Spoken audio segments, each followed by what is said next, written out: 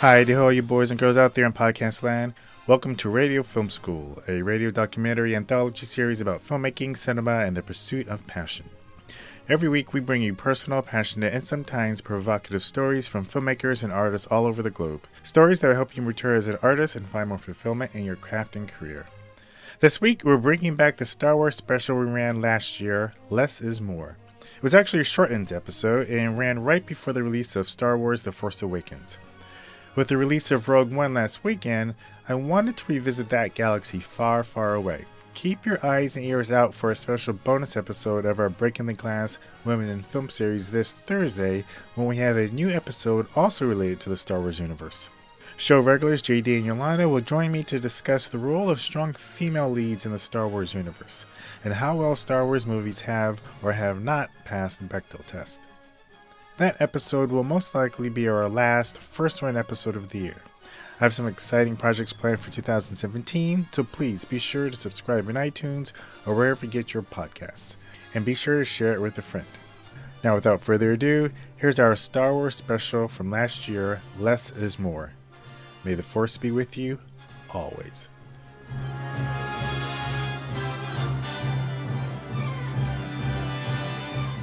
Stay tuned after the credits for a funny deleted scene. You're listening to Dare Dreamer FM, the sound of creative expression. I had said what I wanted to be when I grew up is a director, a movie director, because I had asked my parents, who's responsible for Star Wars? And they said, George Lucas. And I said, what does George Lucas do? And they said, he's the director. And I said, that's what I want to do because I want to be the guy that makes Star Wars, right? I'm gonna sound a little bit more like everyone else because one of the main films, of course, was Star Wars. As a kid that I loved, and I was the annoying kid, repeating every single line, preempting every moment, every scene change, and my cousins and my friends and my brothers and my parents would get so annoyed when it came out, and I probably saw it 6 to 10 times when it came out. Because back then, like I say, dinosaurs roamed the earth.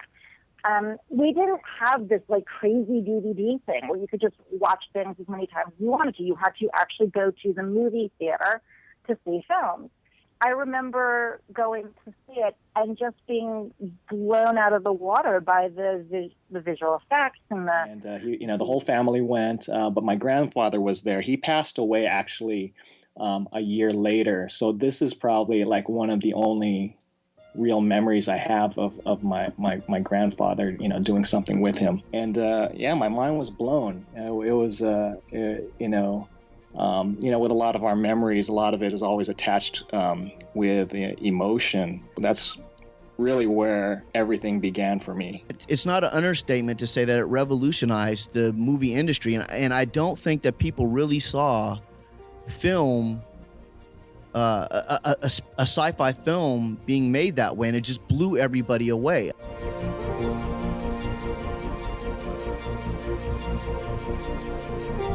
Perhaps more so than any other movie, Star Wars is the answer to the question, what movie made you want to become a filmmaker? At least from my point of view, from both interviews I've seen or heard, as well as interviews I've conducted myself. What you heard was just a sampling of interviews for Radio Film School with artists sharing their Star Wars stories. Filmcast co-host Jeff Kanata, Sky City Haya director Adad Warda, production designer Tim Stagg, wedding filmmaker, concept video guru Loyd Calomay, and my good friend and frequent show guest JD Cochran. It seems like every filmmaker has their Star Wars story. For me, there are a few. The excitement of being taken out of school to see Empire Strikes Back down at the UA Theater in Westwood, and the sheer unmitigated awe and spectacle of seeing the Adak Walkers in Hoth. I also remember the Sunday morning, the opening weekend of Return of the Jedi, when a friend of the family showed up at her doorstep to say that her son was down near the front of the line at the Egyptian Theater with tickets for my brother and I to see it with him. Picture, if you will, 2 nappy-headed little black boys running around the house in Hollywood Hills screaming at the top of our lungs like maniacs as if we just won the lottery. Yep, Star Wars has a special place in the hearts of those of us who had the good fortune to see the originals in all their splendor when they first were theatrically released.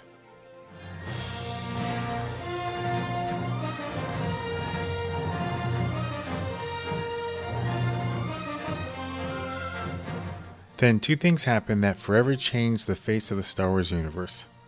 The prequels were released and the original stories were remastered. In just a couple of days, Star Wars Episode 7 will be released. There are two generations of movie lovers and filmmakers anxiously waiting to see if co-writer and director J.J. Abrams can do for this sci-fi space opera franchise what he did for that other star movie, Star Trek. In this shortened episode, I want to look at the lessons filmmakers can learn from the missteps of the aforementioned prequels and remasters. Now, I know these issues have been beat to death over the years, so this isn't just another fanboy bitch session. Instead, I want to focus on three very specific elements and see how we can apply those lessons to our own work. Specifically, the kidification or dumbing down of the series, character assassination, quote unquote, and perhaps the most important, that less is more. I'm Ron Dawson, and this is Radio Film School Short Ends, a Star Wars episode special, Part 1. All right, so I'm here driving along the beautiful Washington roads with Mr. Joshua Dawson. Say hello, Joshua. Hello. And Joshua has been a bit of a connoisseur of Star Wars lately. I thought it would be interesting to talk to Joshua about his feelings on the Star Wars franchise, which ones are his favorites and why, and get it from the point of view of a 10-year-old Lego master. The Star Wars universe is beloved by children and adults alike.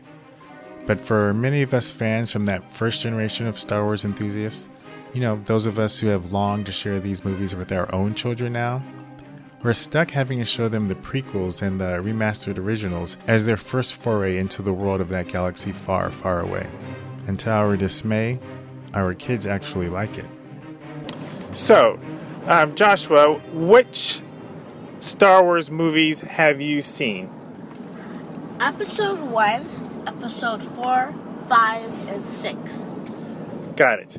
Now, out of those 4 that you've seen, what would you say is your favorite? Your absolute favorite? The one you would want to see over and over again? It would probably be The Phantom Menace. Okay, now tell me, why is that your favorite? One, the first time when I watched it, I have never seen droids in real life and animated. And so I was excited to see it. And 2, it has a lot of action. Yes, it does have quite a bit of action. Now, do you have a favorite character from Phantom Menace? I'm afraid what this answer is going to be. All right. It would probably be Anakin. Ah, the little boy. Anakin, young Anakin. Why is he your favorite? He's so creative, and when they tested his blood, it was like off the charts. Yoda even didn't have that much. Wow, his blood was off the charts. Do you remember the name of the things that they were testing? No, not really. For those of you in the listening audience, those would be midichlorians. Yeah, in Phantom Menace, it was established that it was midichlorians that created the Force. Isn't that cool?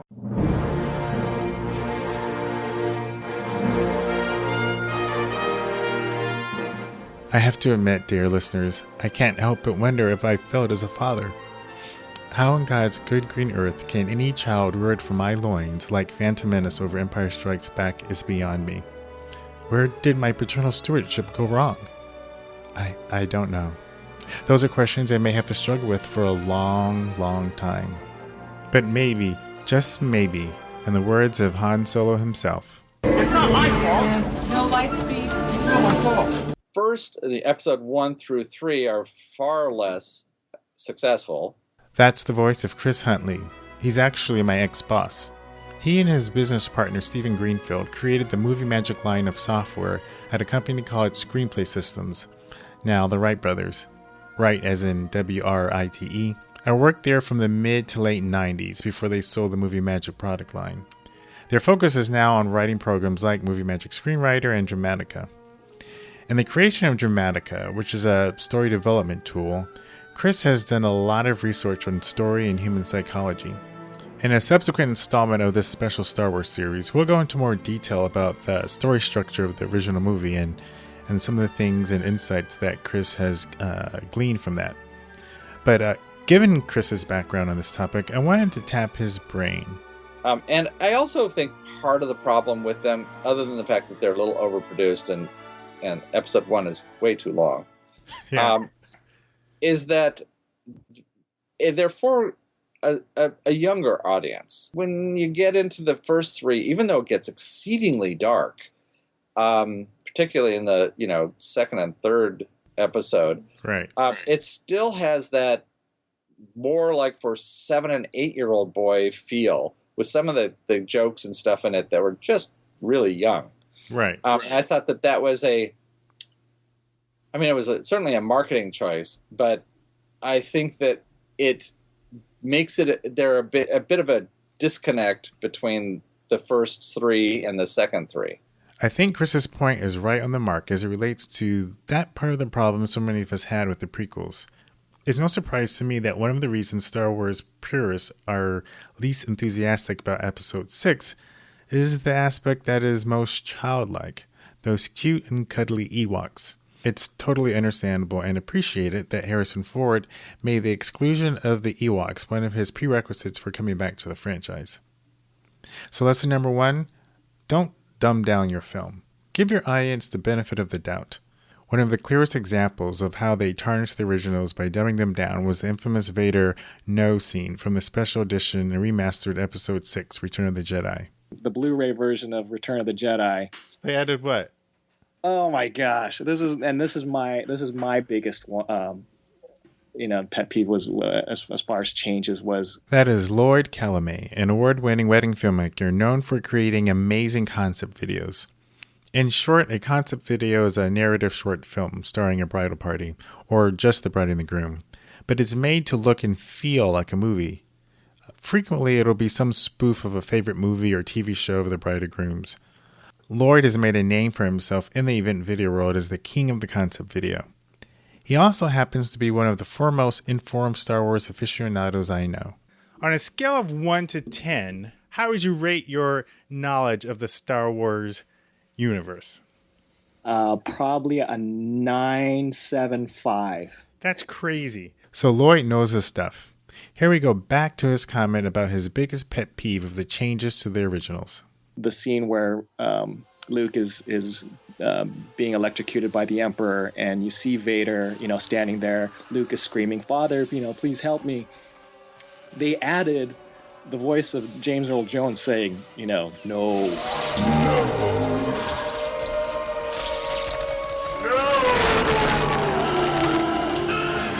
It played better when there was no voice, when he was just staring there, and what's going through his head. Vader's. They added that? They added that, and it's the worst addition, in my opinion, to the these new releases.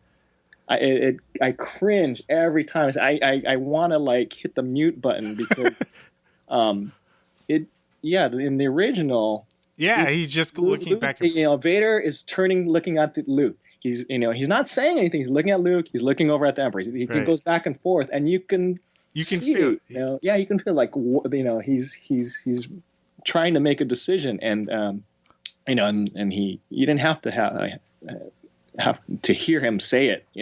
We know what's going on in his head. Perhaps the fact that I was so disappointed, or rather pissed off at the changes in episodes 4 and 5, I never watched the remastered episode 6, or maybe I did and just mentally blocked it out that I couldn't remember that scene. But again, this was an example of that dumbing down.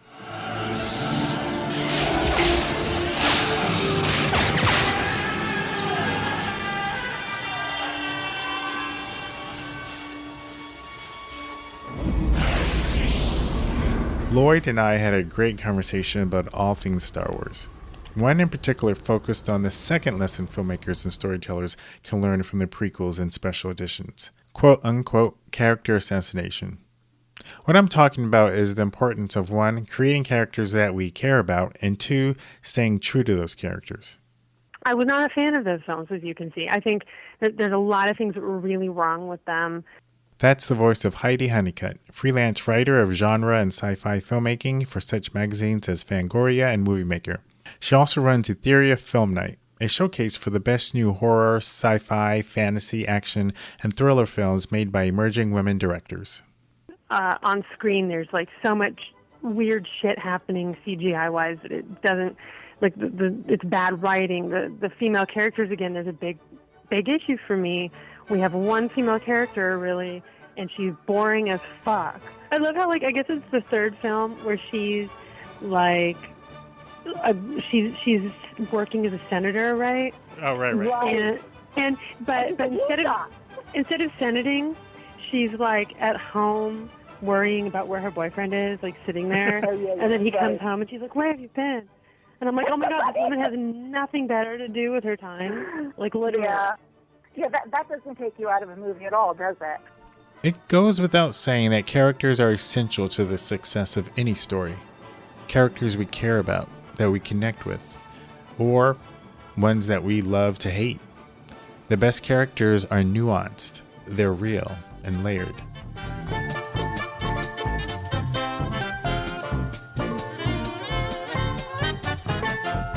One such character from the original trilogy was none other than Han Solo. He was a good guy, but like Leia so frequently reminded us, he was also a scoundrel. It was this nuanced aspect of Han's personality, an aspect that actually made us love and connect with him more, that was whitewashed with the remastered versions. Right, and that's when everybody started bashing him about these, adding these new scenes, especially, and that's where, Han shot first started. Here's Loyd again. Right, he ends the conversation, he says, I bet you have, and, there's a bright flash of light, a gunfire, and you see Greedo fall to the table. It's brilliant editing. And so to change that, it was like, whoa. I remember seeing that in the theater. I was like, what just happened? He totally, Now, how did it happen in the change? In the change, he says his line. It cuts to a wider shot of the two of them. Greedo, who's standing in front of him, who's point blank, shoots, and it hits the wall next to Han Solo on the side of his head. And a millisecond later, Han fires second. So his thinking was, okay, Han is not a cold-blooded killer. He did it out of self-defense. Yeah. No, we fell in love with Han Solo because he was that guy who broke the rules. He was a pirate. He was a smuggler, but he was still a lovable guy, and to change that it's a slight change, but it made all the difference. Whether it was characters we cared about that were changed, characters that were never developed in the first place, or characters we wish were never created in the first place. When we looked at the character assassinations that happened in the prequels and the remastered special editions, we gleaned some valuable lessons.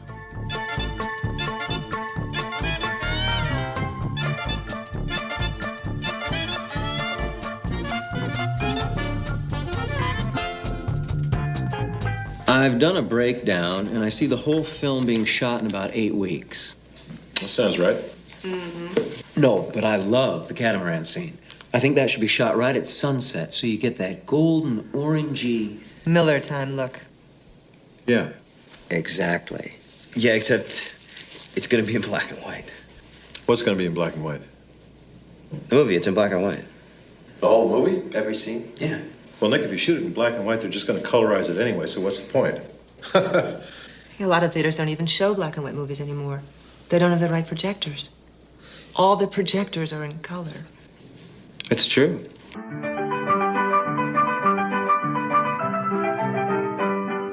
That's a clip from the 1989 hilarious satire about the movie business, The Big Picture, starring Kevin Bacon. Kevin plays this wonderkin film school grad being courted by the studios to do his first feature after having won his prestigious film school's film festival. In this scene, the executives are encouraging Kevin to turn his simple black and white, no soundtrack personal film into a Hollywood caricature. Now, what does any of this have to do with Star Wars, you ask?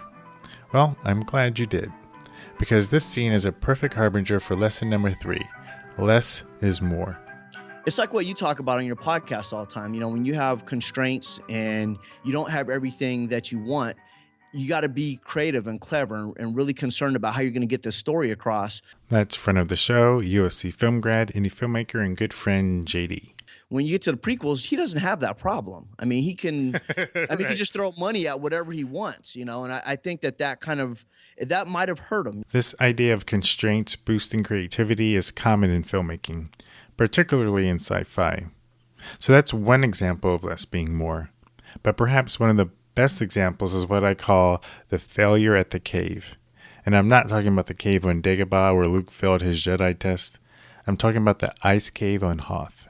So in the original Empire, like when it was first released, we never see the Wampa. You see him for like a split second before he attacks Luke. Right. And it almost has a Hitchcockian feel to it where you hear these yells or these moans in the background. You see Luke, he's trapped in ice, and you know he has to get out, and you hear the Wampa getting closer, and it builds this sense of tension because you're there with Luke, right? You don't know how close the Wampa is. You know he's getting closer. Is Luke going to be able to get out? And at the last split second, you see the Wampa, you see this lightsaber fly, you see the hand fall off, and it all happens so fast. It's like, and you really don't get a good look at the Wampa. It's no, like not at all. Cuts a shot, exactly, not little at all. shots here and there of the creature. Cut to the remastered. And was there like a family? Weren't they like? No, it's just the one. But it's like Luke is there.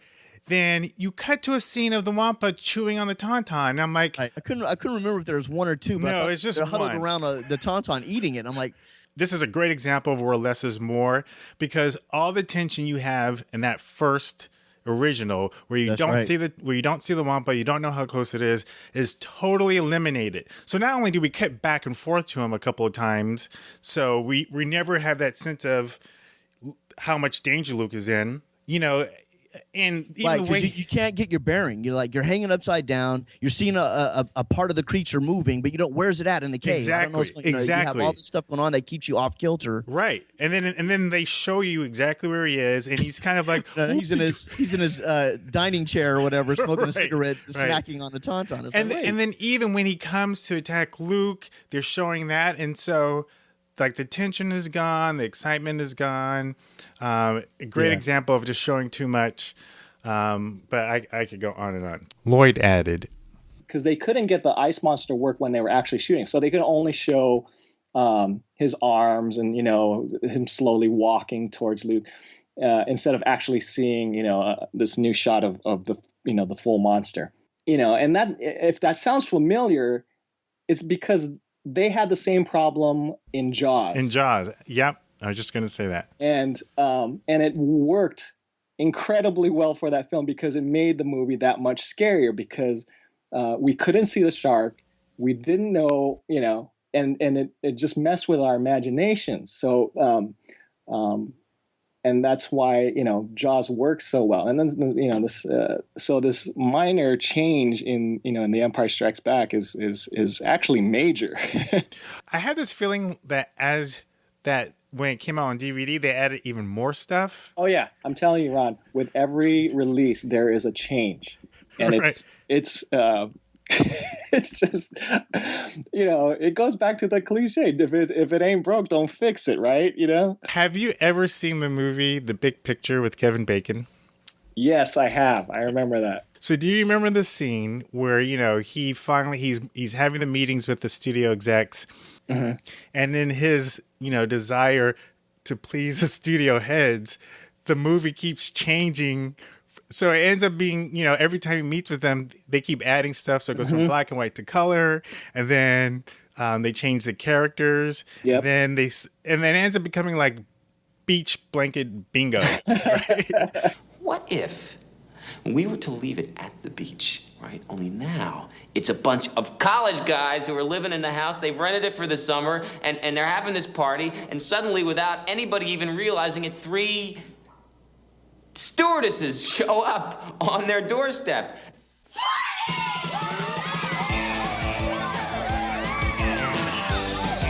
That's kind of like how I felt with the changes of the original Star Wars over the years. Like we had this really great, almost, I mean, obviously I wouldn't call it an indie, but it had this quality to it that was pure, for lack of a better word.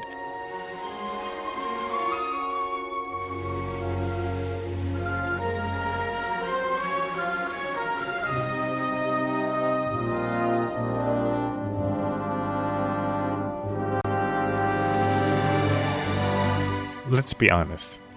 There are some perverse pleasure film geeks, enthusiasts, and purists get out of bashing all the changes made to the original trilogy and the train wreck that was the prequels. But I want to end on a sentiment shared by JD. At the end of the day, man, it's Uncle George, man. He created this universe for us, and even though I don't think anybody's beyond scrutiny. Just think of how amazing this universe is that he created for us. I mean, that's why I don't try to get too caught up in ripping on George. I know he had missteps with, the filmmaking or whatever in the prequels. I can understand people's points, but God, man, he made such an incredible property, a world, a universe for us to, and people are so passionate about it now. Now we're all grown-ass men waiting for the next, Star Wars movie to come out. So it's a tip to the hat to old George.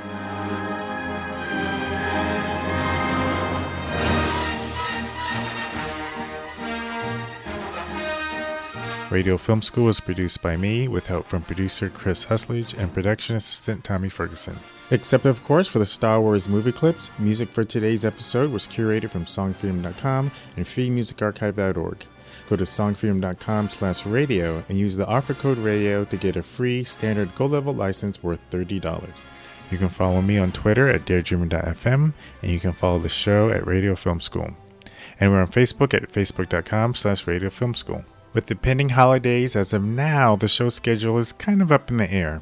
We do have a bonus episode about animation coming up, and the next regular installment of the show would take a look at how artists deal with the gap between what they have in their head and what they can actually produce in real life. We also have more Star Wars interviews and updates on my film Mixed in America. So we'll see what I'm able to get done before the holidays. On the off chance we don't return until after the new year, be sure you're subscribed in iTunes so you'll know exactly when the next episodes drop. Until then, have a very merry holiday season, and remember, if the story sucks, I don't care what you shot it with or cut it on.